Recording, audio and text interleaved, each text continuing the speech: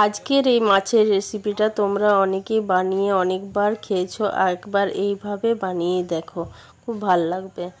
তা আমি এইখানে লোটে মাছ নিয়েছি, তোমরা দেখতে পাচ্ছ লোটে মাছটার এইভাবে পিস করা আছে।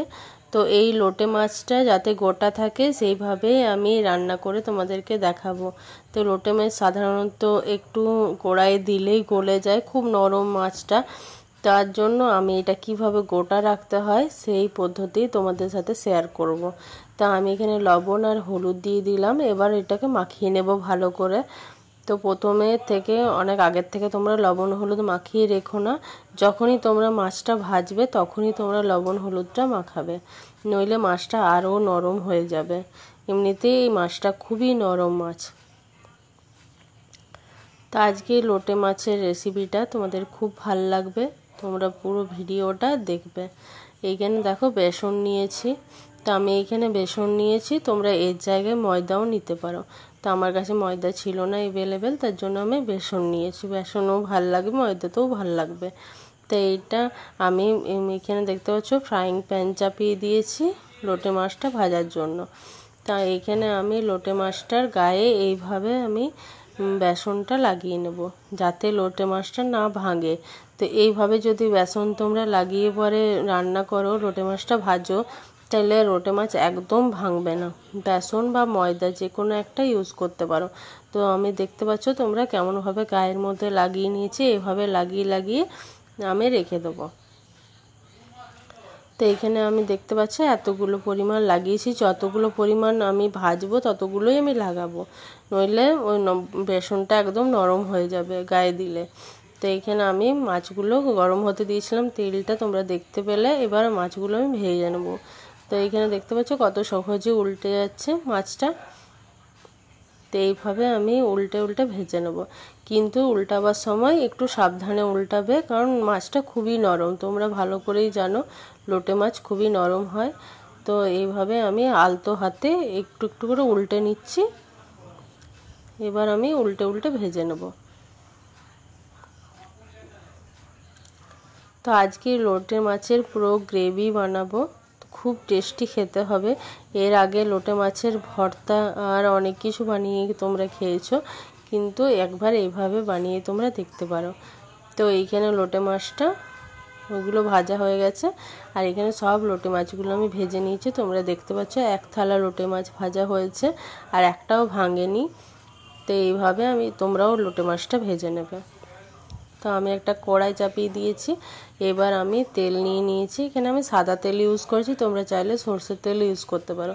আর যে লোটে মাছটা যে তেলটা বেঁচেছিল ভাজার পরে, সেটাও একটুখানি দিয়ে দিলাম। এবার আমি কিছু গোটা গরম মশলা দিয়ে দিলাম, লং এলাচ দারচিনি, আর একটুখানি কালো জিরে দিয়ে দিয়েছি 1 চামচের মতো, আর এখানে পেঁয়াজ বাটা। আর এখানে তোমরা দেখতে পাচ্ছ যে বেসনটা আমি করে রেখেছিলাম লোটে মাছে, বাকিটা বেঁচে গেছে যেটা বেসনটা, সেটাও আমি ইউজ করব, ফেলাবো না কোনোটাই।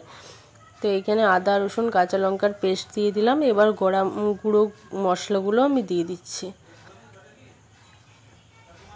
লবণ, হলুদের গুঁড়ো, জিরে গুঁড়ো, ধনে গুঁড়ো, আর ঝালের জন্য আমি লঙ্কা গুঁড়ো ইউজ করছি।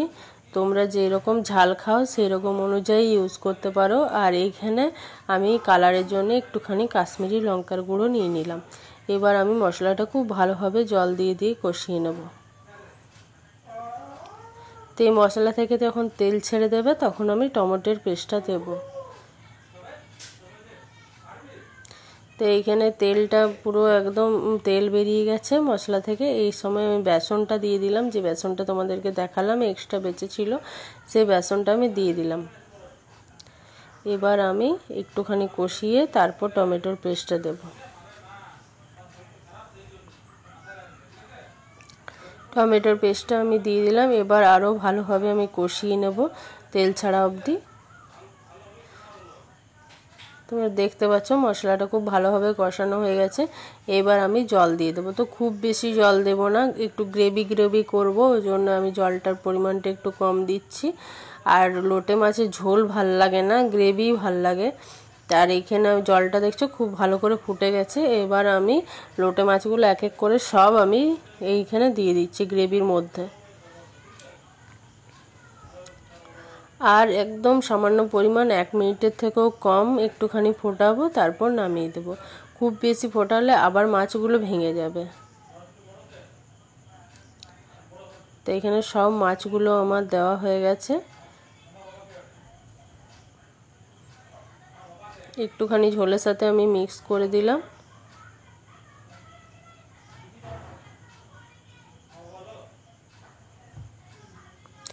এবার একটুখানি ফুটিয়ে আমি নামিয়ে দেবো।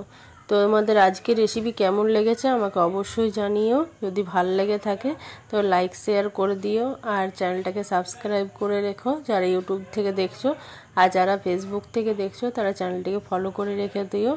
অসংখ্য ধন্যবাদ পুরো ভিডিও দেখার জন্য। এইরকম আরও ভালো ভালো রেসিপি তোমরা দেখার জন্য আমাকে সাপোর্ট করো। অসংখ্য ধন্যবাদ।